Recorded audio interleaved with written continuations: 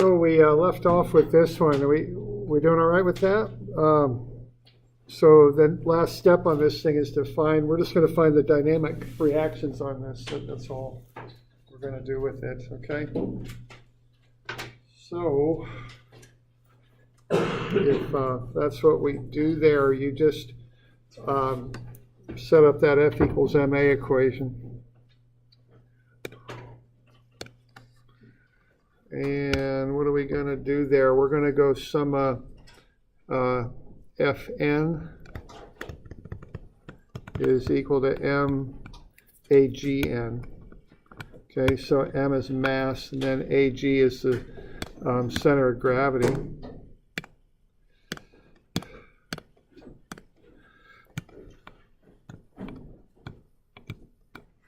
So I just want to keep this in normal tangential kind of coordinates here. That's how I want to think about it. I don't want to get caught up in this 70-degree angle.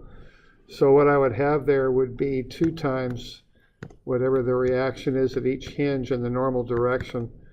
And then I'll call that positive. So I'll call that, because everything's going that way. And then what you would do here would be to equate that to the mass, which you've got, times the normal acceleration, which we've got. So, you know, it's pretty straight up there to get that one figured out. And let's see what we got in here.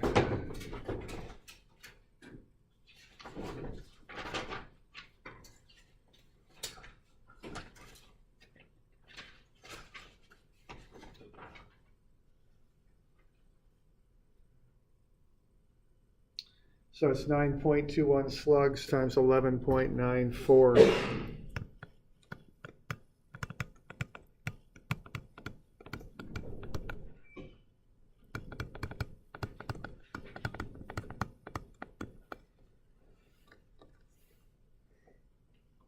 So that will allow you to find Rn. Okay. So Rn is the normal reaction at each hinge. And that'll come out to be 110 pounds.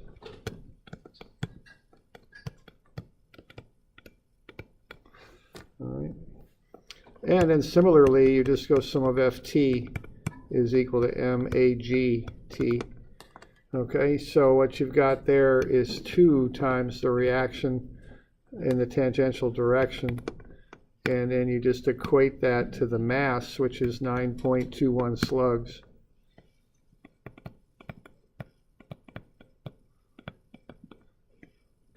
Times the tangential acceleration, which you've got, which is 4.89.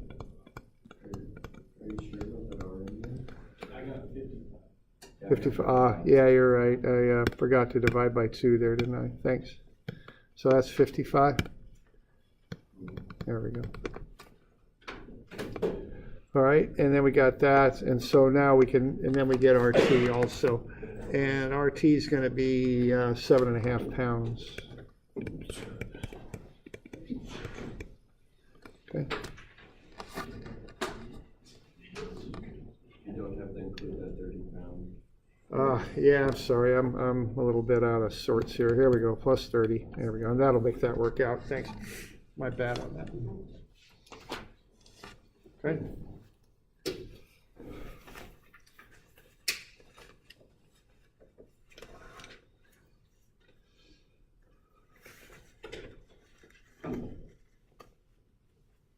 So are we okay with that?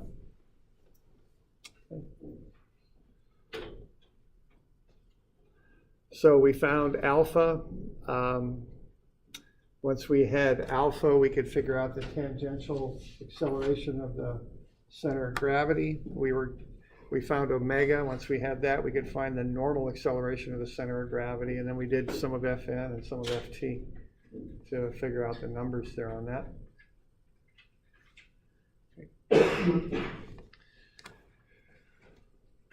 All right, we're good on that.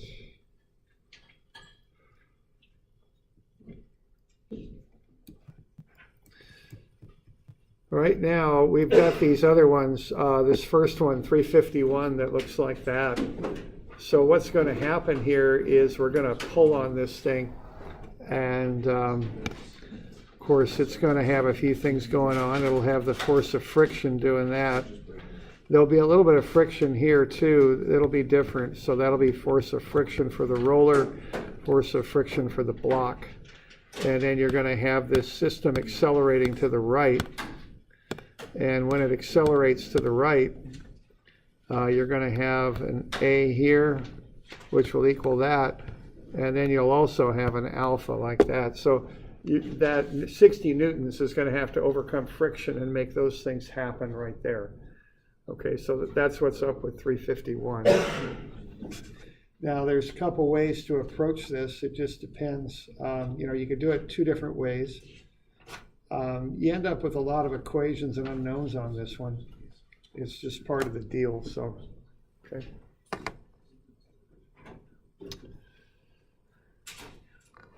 All right, so the first thing to do on this is just to get some of the basic information here. So IG for the cylinder, a cylinder is 1/2 mr squared for the moment of inertia about that axis normal to the circle. So 1/2 times 3 kilograms times the radius squared gets you 0.0846 kilogram meters squared. So there's IG. I'm going to assume no slipping, so A is R alpha, so alpha is A over R, which is A over the 0.24 meter radius for the cylinder. Now, you can't use force of friction on the cylinder as mu Fn, but of course you can use it for the block. The block isn't rolling, you're just dragging the block across the surface. So you'd like to find the normal force for that. It's 98.1. Multiply that by the kinetic friction because you're dragging it across the surface. And that comes out to be 24.53 newtons. All right. So you can find the friction for the block, but you can't find it for the cylinder using mu Fn. Okay. So this might be mu Fn for the cylinder, and this might be FF block, just to distinguish that they're not the same variable. Okay, they're different. So then what we want to do here is get a free body diagram going. So we've got the block moving to the right with its acceleration, the friction resisting it, the weight down, the normal up, and then the 60 newtons. But of course, there's going to be a tension on the back side, so it's not like the acceleration of the block is dictated solely by the 60 newtons. There's also a force going backwards, the tension pulling it back. So I would assume that tension is going to be, less than 60, of course, and it's going to pull the cylinder and make it roll. All right, so what's going on here is that 60 newtons is split between dragging the block and making the cylinder roll. And then you've got two different frictions opposing it. You're also assuming no slipping so that A and alpha are related by the radius. So they're not two variables really, they're one. So there's, okay. So that's some of the starting information there.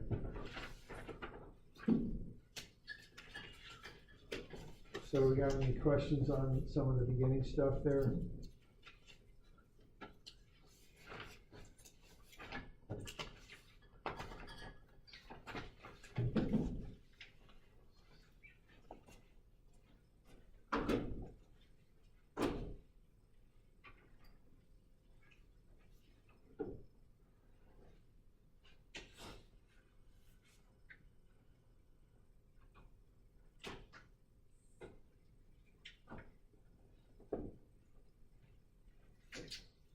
All right. So there's two ways to go at this, and that's kind of a theme here that you run into sometimes. You can either do it the basic theoretical way where you use some of mg as ig alpha and some of fx as magx. That's one way to do it. Okay, so that's the approach here on this first run through it. So what we're doing here is we're going some of mg as ig alpha. Now what makes the thing roll is the friction. Okay, so you take the moment arm there, which would be the radius of the cylinder, times the friction, and that will get you the mg. That's what's causing the moment about g. And then you equate that to I sub g, which you already calculated, times alpha. Okay, now I want to find the acceleration of the block and roller, so I want to find a. So instead of using that variable alpha, I plug in a over 0.24 on that. Okay, and what that gets me to when I work through the algebra on that is it gets me to the force of the friction in the cylinder is 1.5 times the acceleration. Okay, that's what I get to there. So two variables, one equation. Force of friction on the cylinder, which I can't find using MUFN. That's off limits.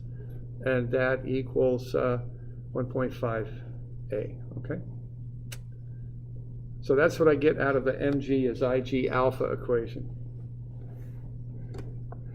Now, I can also look at sum of fx as magx for the cylinder.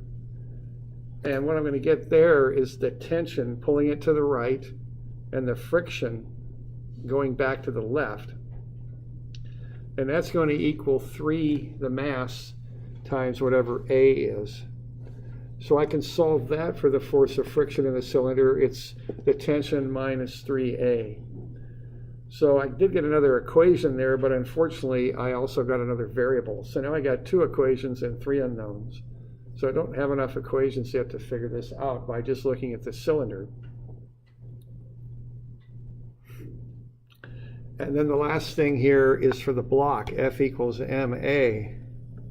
I've got the 60 newtons pulling it to the right, but the friction acting back to the left, so 60 minus 24.53. And then the tension on the backside pulling it back to the left also. Okay, so the 60 newtons pulls it, but there's a back tension pulling it back the other way, going to left. And that's just going to equal ma 10a. So on the block, of course, I can find the friction. It's just mu sub k times Fn. So I worked through that, and I solved it for the tension. So the tension is 35.5 minus 10a. So now what I got 3 equations and 3 unknowns. So I could work through that now. And it's not something I got to use a matrix or anything. I can just put the 1.5a, just take that and run it up here. Solve for a, or excuse me, and then I could take this, plug it in there, and I'm pretty good to go. I can solve for a. Right? It's not, this is 3 equations, 3 unknowns, but it's not like, that complex a solution, I don't think. I like to think ahead on what I want to find. So when I started thinking ahead, what that made me think about was plugging a over 0.24 in for alpha, because I want to solve for a, not for alpha, okay? And then also I'm getting everything solved for the force of friction in the cylinder, because that isn't really a main thing I want to solve for. So what I'm getting the a on one side of the equation with the more complex information, so I can substitute it, in for single terms. That's how I'm trying to set this thing up, knowing ahead of time I want to solve for a. Right? Okay. So there's the 3 equations. That kind of knocks that out. So we okay with that? We got any questions on that stuff? Okay, so we're just applying the equations there. Sum of mg is ig alpha, sum of fx is ma. That's basically what we're doing there, okay? And then it's just a matter of working through the algebra and kicking everything out. So I got the force of friction is 1.5a, and T minus 3a is the force of friction on the cylinder. So I can equate the a's together, so the tension is 4.5 times a. And then having gone through the bit with the block, I know the tension is also 35.5 minus 10a. So I can equate those things together and solve for a. It's 2.45 meters per second squared. So that's the acceleration of the system there to the right as it goes. And the way I think about this conceptually is that 60 newtons is split between dragging the block, but also dragging the cylinder and making it roll too. Okay, so that 60 newtons has to do both jobs. So it's kind of split between those 2 different things. Okay.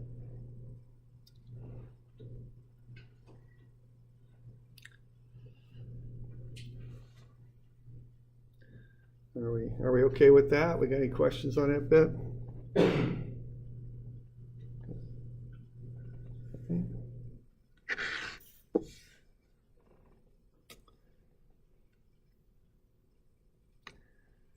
Okay.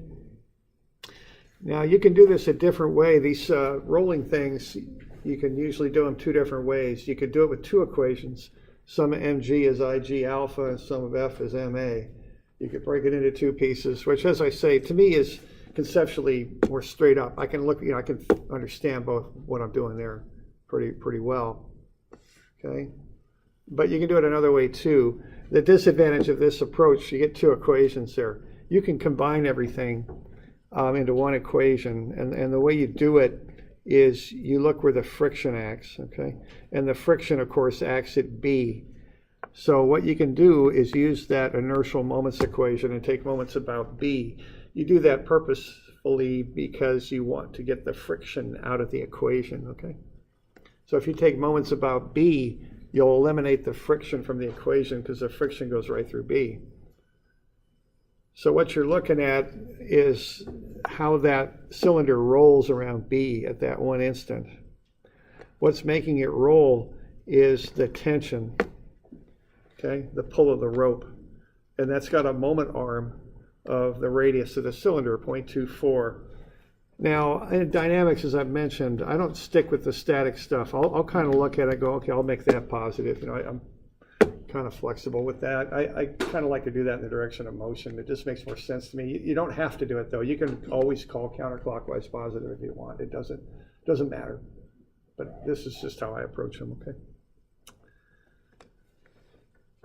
All right, and then I've got I sub g alpha, just like before, but then I pick up another term, this inertial moment. See, ma makes an inertial force, and magx then, if I multiply that by y bar, that's an inertial moment. So 3 kilograms, which is the mass of the cylinder,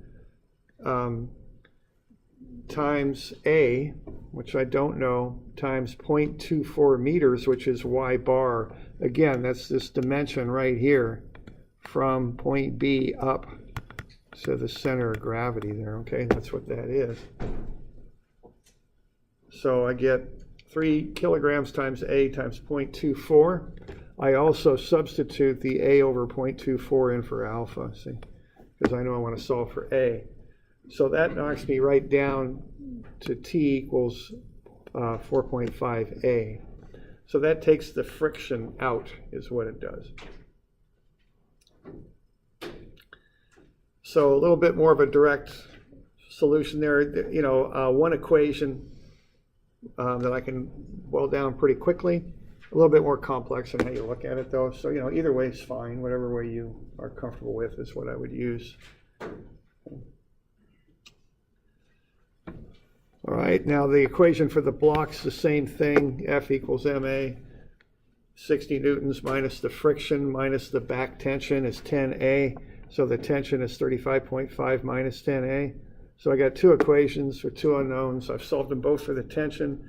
Equate the acceleration terms together, I get to the same acceleration.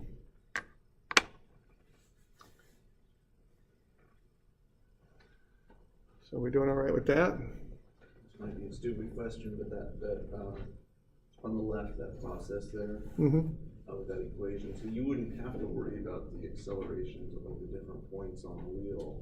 Like you would just assume that we're only worrying about that tangential acceleration in the direction that the object is moving, and not any other forces, not any other because technically there's accelerations at different points all over the place. There's an infinite number of accelerations. Yeah. But what this goes back to is the reference point for an object is its center of gravity. Okay. Mm-hmm. So I'm looking at how the center of the disc there, the wheel, is accelerating, and it's going to the right. Yeah. So all the others are not relevant because you go through the center of gravity. That's what you do. Mm-hmm. So it's magx y bar. Okay, it's right there in the equation too. All right. So we good with that?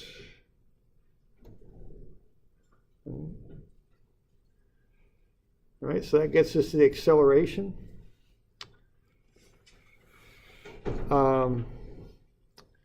Let's see. Okay, now the last bit here is I want to check slipping, okay? So what I do, I've got a nice little equation for the block. The tension is 35.5 minus 10A. So I plug in A is 2.45. It gets me the tension is 11 newtons. Then I go to the cylinder and solve for the actual friction that is occurring in the cylinder. So the force of friction, one of my equations for the cylinder was force of friction is T minus 3A. I know that A is 2.45, and now I solve for the tension, it's 11. So when I plug all that in, I can get the friction that's acting on the cylinder, it's 3.65. Okay? So again, this is kind of a complicated system here. You got a block, you got a cylinder, you got to make sure it all fits together, And so what I want to do is find out what is this friction that makes A and alpha work together for this condition, okay? So see, the tension gets knocked down a good bit. I mean, this 60 newtons is down to 11 on the back side. So that's what pulls on the cylinder. And that equals 35.5 minus 10A. So, so I was able to solve for that tension. And then I pop it up here for the cylinder. Okay. And actually, I might have misspoke there, but the tension for the block. I use what's going on with the block and its acceleration to find what that back tension is.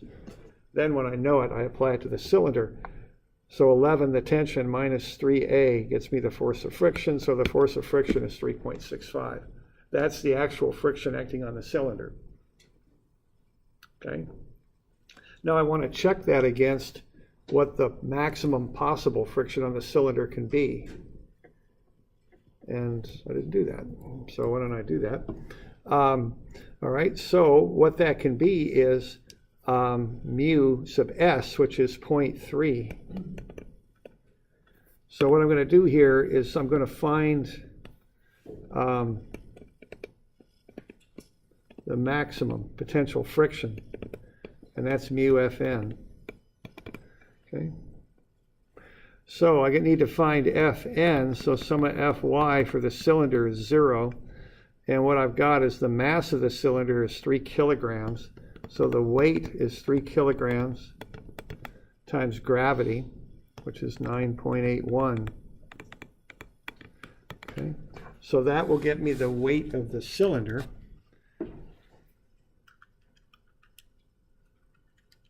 $29.43. Okay. All right, now what I can do next is find the normal force on the cylinder. So sum of Fy equals 0. So what I've got there is I've got Fn minus 29.43 equals 0. So Fn is 29.43 newtons. So what I'll do next here is find mu Fn for the cylinder. Mu is the static, because that point on the bottom of the cylinder has an instantaneous velocity of 0. So I'm going to go 0.3 times 29.43 newtons. And so that's 8.83.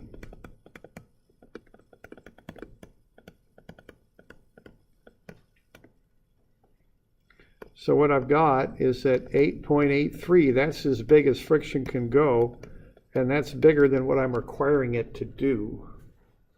So I'm okay, all right? This will work. I'm not requiring more friction than I've got to make this whole system hang together and work. Yeah, question? So the friction that we have calculated is more than the maximum we have studied? Yes, right. So if, let's say, and it didn't, but let's say the FF max came out to be 2. You couldn't generate the 3.65 that you need to make this whole system hang together and work. So that means the cylinder starts to slip. You'll start dragging it across the surface like a block, basically, a little bit, okay?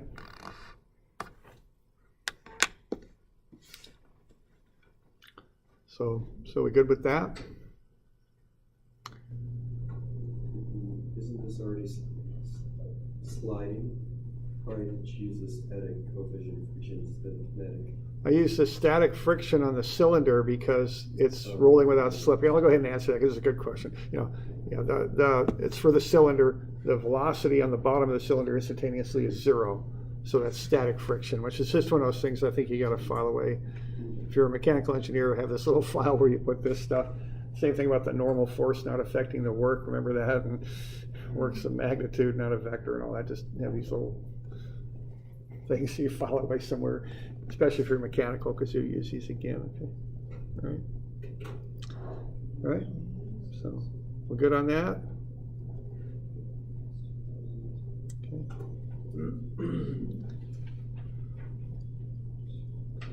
All right, then we got this other one, this rolling cylinder, which is a little bit interesting, this one. So this is 354 or something, I don't know. It's something or other, I don't know what it is. 53? Okay. All right, so this thing's rolling down a ramp. So this one is a little bit, a little complex. It's got its little nuances to it. So let's have a look. Okay, the first thing I want is a good free body diagram. Oh, let's see, the other thing I want to mention on this one is you have to make assumptions that agree, all right, on these rolling things. So to have this thing work out, alpha has to be clockwise if A's to the right. If you'd assumed for some reason that alpha was counterclockwise, it'd blow up your answer. It wouldn't just be a sign error, okay? So just be sure that you're making assumptions that agree and fit together, okay, on these things. All right, now this spool going down the ramp there has an inner and outer radius like spools do. So, you know, spools look like that. They've got an inner cylinder and 2 outer discs. Basically, I did give you this radius of gyration for the spool, 0.4 meters, okay? Now, what that means when you're doing this is you're going to figure out some basic information. We got a spool on a ramp. Okay, it's rolling down the ramp. It doesn't slip. The rope does not slip as it unrolls. So that means the spool does slip where it contacts the surface. Okay? So what's happening here when you draw that free body diagram is you've got the tension going up the ramp because it's pulling a bit. Then you've got A and alpha working their way down the ramp. You've got components of weight, normal and parallel to the ramp. Now you've got the velocity of that spool is based on the inner radius. So the acceleration of the spool down the ramp is based on the inner radius, okay? Not the outer, because you're told that it doesn't slip on the rope. What that means is the larger outer radius will make the spool try and spin too fast. The friction's going to resist that and actually push the spool down the ramp, because the outer part of the spool is trying to spin faster than the spool is actually accelerating down the ramp. So it's going to overcome friction, and friction is going to end up pushing this thing down the ramp because of the ratio of the inner and outer circles on the spool. So the inner radius governs the relationship between A and alpha, not the outer, but the inner radius. Okay? So the outer radius is spinning the outer rim, let's say, is spinning too fast. The friction will equal mu Fn there and will resist that fast spinning motion. That's what's going on there, okay? Essentially, this is like a drive wheel. And what's driving it is that offset tension is causing a moment about the center of the spool and creating a drive wheel-like situation, because that outer rim is spinning faster than the spool is trying to accelerate down the ramp. Okay.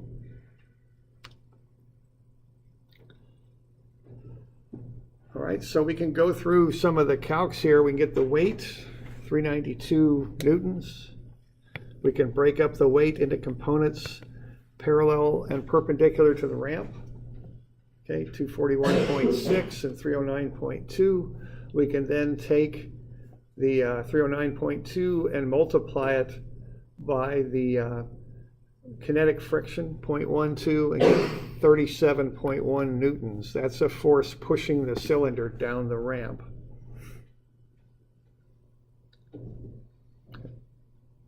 Now we're going to assume no slipping on the inner spool. So A is R alpha. R is that inner radius, 0.25. So A is 0.25 alpha, and alpha is 4A.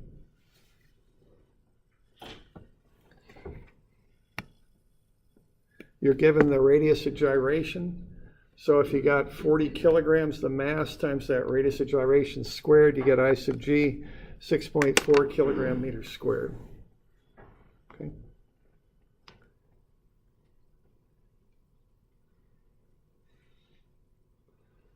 So we're doing all right with that. So far, that's kind of the background information. So a decent free body diagram, the relationship between A and alpha, and I sub G. You're kind of given a shortcut to find I sub G because you got that radius of gyration. You just square it and multiply it by the mass, and you got I sub G. Okay. Yeah, question there. Would it be better to use the Yeah, I think, yeah, you're going to want to use this with tilted axes. I really wouldn't want to go after this with XY axes because there'd just be too many components. So yeah, I think you're going to want to tilt this one because everything is lined up that way. So yeah, I would do that. Okay. All right, so once you got all this set up, again, it's just applying the equations. And that's how this stuff works. I mean, that's how I try and teach it. And whenever you're doing this mechanic stuff, whatever it is, the real thinking goes into drawing the picture. If you got the picture, just apply the equations. Static stuff on the left, dynamic stuff on the right. That's how that goes, and watch your signs. So again, you can use two methods on this. mg is Ig alpha. You're going to have that inner radius times the tension counterclockwise positive there, minus the friction, which resists the rolling, times the outer radius. And that'll be 6.4 alpha. Okay. Just crunch the numbers there, and you can get down to an expression that says tension is 102.4 A plus 66.78.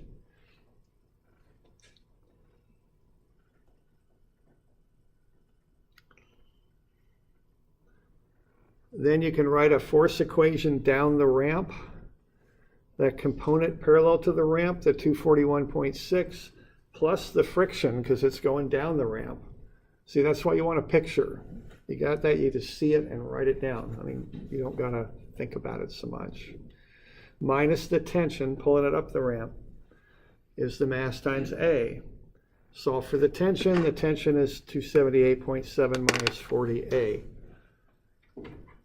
Two equations, two unknowns. You can solve for A now. Okay? So step one is just to get those basic relationships. Step two is to draw the picture. Step three is to apply this method, and it'll just come out. Okay?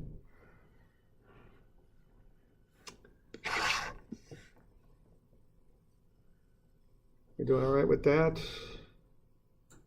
Okay, get those equations generated. And now we just, obviously substitute the A to A, and we just relate A to A there. So we plug in just eliminate the T from those two equations. You can solve for A. Okay, that's how you go about that. All right. So A is 1.49 meters per second squared down the ramp. Okay.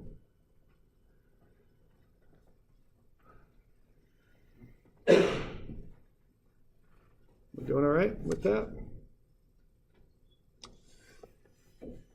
Okay, now there's another way to do it, and it's to take a moment about a point and do that sum of MA or whatever, sum of M whatever is IG alpha plus MAG XY bar plus MAG X, MAG Y X bar, I'm sorry, plus MAG Y or whatever the heck it is. I got my subscripts mixed up. So MAG X Y bar plus MAG Y X bar. There we go. Okay. All right. Now, where are you going to take moments about if you do that? Yeah, no, it won't be the center of gravity because this is that special equation. And I'm kind of setting you up, and I apologize for that, but I'm doing it for a reason. I know we've been doing them all about the bottom, okay? But remember, what's the reason for doing this special equation? What's the advantage of it? Right, we were doing that. However, the reason we were doing that, if we roll back, is that the friction acted at the bottom, right? And see, by doing this equation, we eliminated the friction from the relationship, okay? That was the intent on taking the moment about the bottom, because it got a variable we didn't really care about, which was friction, out. So in this one, what's the variable we don't care about and want to get out of there?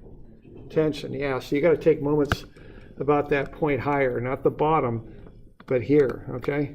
And I asked that question purposely because I think it's a better way to make a point sometimes, okay? So we want to take it where the tension is, about the bottom of the inner spool. That's where if you're going to do this longer inertial moment equation, that's where you would take moments about. So on this, why were we able to solve for friction on this one? On this one, we're able to solve for friction because we're assuming it doesn't slip on the rope, which is on the inner spool. If it doesn't slip on the rope on the inner spool, that means the outer rim is moving too fast for the rate at which it's accelerating down the ramp. So we're going to overcome friction on the bottom because it's spinning too fast and the friction's trying to slow it down because the rate at which it wants to spin doesn't match the rate at which it's accelerating down the ramp because that depends on the inner spool. Okay, so it's not slipping on the inner spool, it is slipping on the outer rim. That's what's going on, okay? All right. So there's our sum of MA equation. I'm calling A up on the inner spool now. Right there. So I got the 241.6 times 0.25, and I'm calling that positive, okay? And then I've got the friction now creates a negative moment. The difference in radii between the inner and outer spools is the difference between 0.45 and 0.25. It's 0.2. Okay. And then that's going to equal I sub g times alpha plus m, the mass, times the radius, which I've got a little typo there, that's 0.25, not 2.5, 0.25 meters from that point that I x'd up to where the center of gravity is, that's the inner radius, that's 0.25, times the unknown ag, x. Okay, so that gets me one equation where I can solve for A directly. Okay. So both methods work. Okay.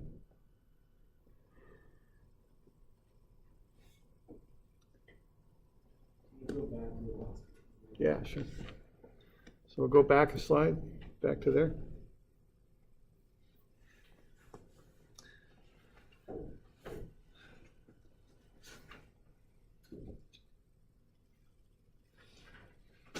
So we all right with that one?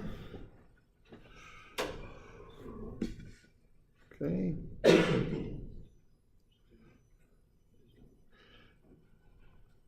Yeah, I got a little saying about dynamics, and the saying is it's not statics anymore, is it?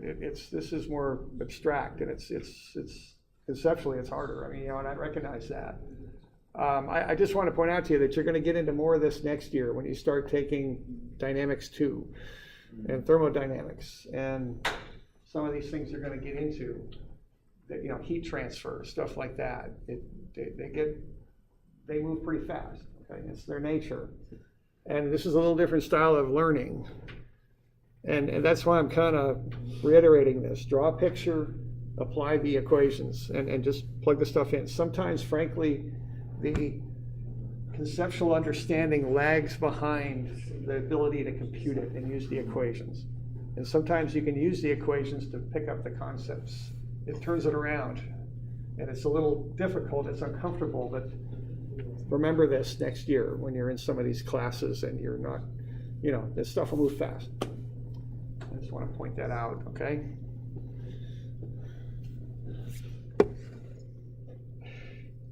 You know, there was that one Apollo mission where they blew out one of their main engine. They had to use a side engine to bring it back from the moon, right? And they had to figure out all sorts of stuff. And I'm sure they had some really smart people figuring out the really highly conceptual stuff. But what did they feed to those astronauts? Checklists, right? Do this, do that, do that. It's an engineering thing to do, and it's very helpful sometimes if you just kind of walk through things. Okay? So let's look at one. We got a few minutes, so let's get it started, and we'll try and finish it up tomorrow. Let's look at this one here. All right. This is a problem in your book. Let's have a look. It's 352. We just got a cylinder on a ramp, a 28-degree ramp. All right. And it's going to start from rest and roll down the ramp. Let's find the velocity of the disk at a time of 24 seconds. 2.4 seconds. All right.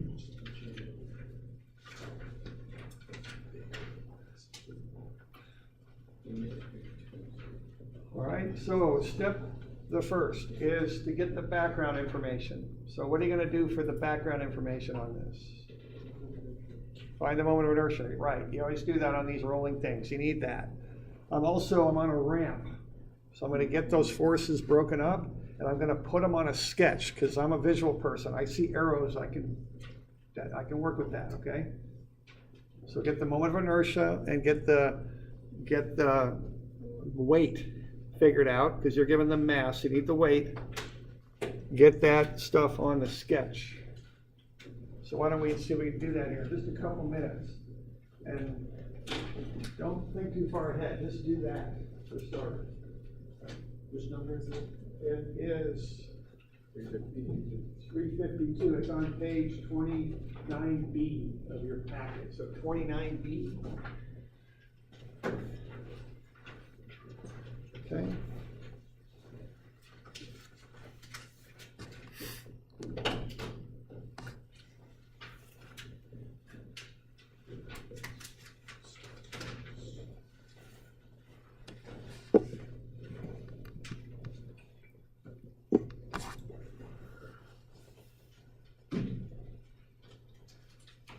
All right, so we want the moment of inertia. We want the components of weight. We also want to think about our slipping assumption, okay? Because that has meaning. So think about what you can do with your assumption of slipping. That's the background information.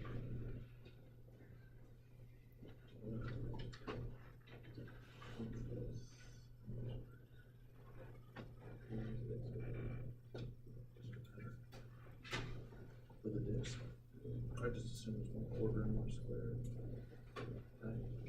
Since it's rolling like that. No, you're right. You could lose it. You could take it from there. Yeah, part of it. Yeah, 1/2. So you're right. I guess you could rotate that from like. You could do that transfer axis theorem, I guess, but I'm not saying that that's the way to do it. That was what I was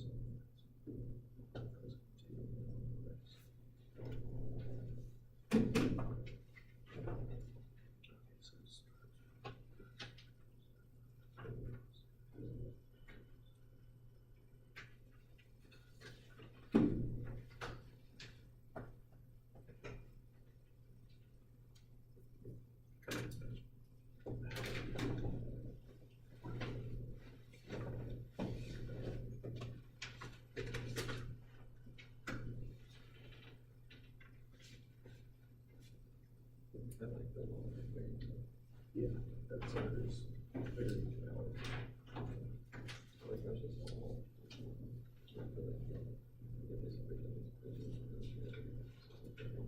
No, it's there. And he's right, that was what we were, what I was asking about, it was like, in terms of the numbers,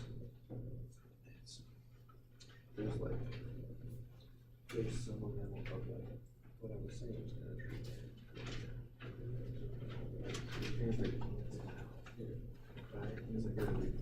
Y'all doing all right? As it spins, there's like Got a formula for I sub G. cancel out.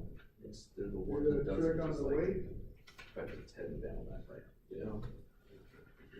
Hence this, so this equation kind of accounts for that. Okay, so the first goal here is to get this basic stuff figured out. The weight, These are all the fixed. components of the weight, moment of inertia, and then get a bit of a picture going. Okay, a free body diagram, I guess, is the official name for that, with the stuff on it.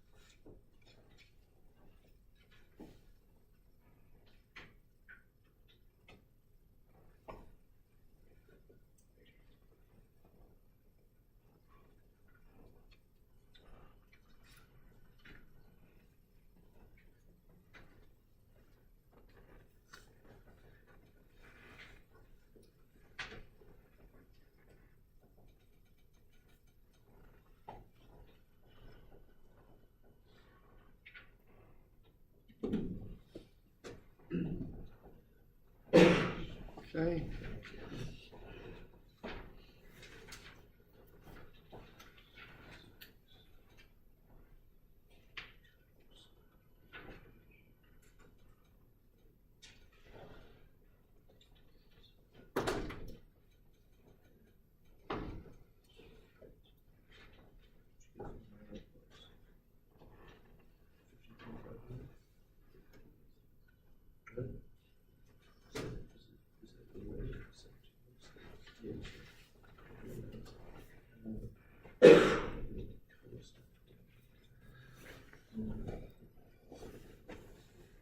Okay, y'all getting to something like that? Sorry, but we're just about out of time. So I sub G 0.02025 kilogram meter squared, 1/2 mR squared. And then we've got the weight is 17.66, and do the trig on the weight, break it into components as shown. Remember, the cosine of the ramp angle times the weight gets you the component normal to the ramp. Okay. And then A is R alpha, so alpha is A over R, A over 0.15, 6.67A. Y'all get into that okay? We got any questions? Okay. Okay, we good with that free body diagram? Now, the next thing to do with it, once you've got that picture drawn, and notice the friction undercuts the cylinder, and that A and alpha agree. The thing is rolling down right, and it's rolling clockwise. That makes sense. You know, that all fits together. Right? Okay, now you're going to throw the equations at it. And there's two approaches you can take on this rolling stuff, right? We've done 3 of these things now, and every time we could do it 2 different ways, right? So that's a pretty good pattern established there. So you're going to use the 2 equations or the 1. And again, don't overthink it. Just look at that picture and draw up equations. Okay, see what you can come up with that acceleration. We'll go over this tomorrow. I've got to grade your homework still. I'll get that to you tomorrow. And then, let's see, I'll get you a final exam review. Our final is Tuesday at 2:30. A couple of you are going to take it on a different day. You know, that's okay. You've spoken to me about that. Okay, and so I'll get you a final review. I'll get you some final review questions tomorrow too. Is the plan, all right?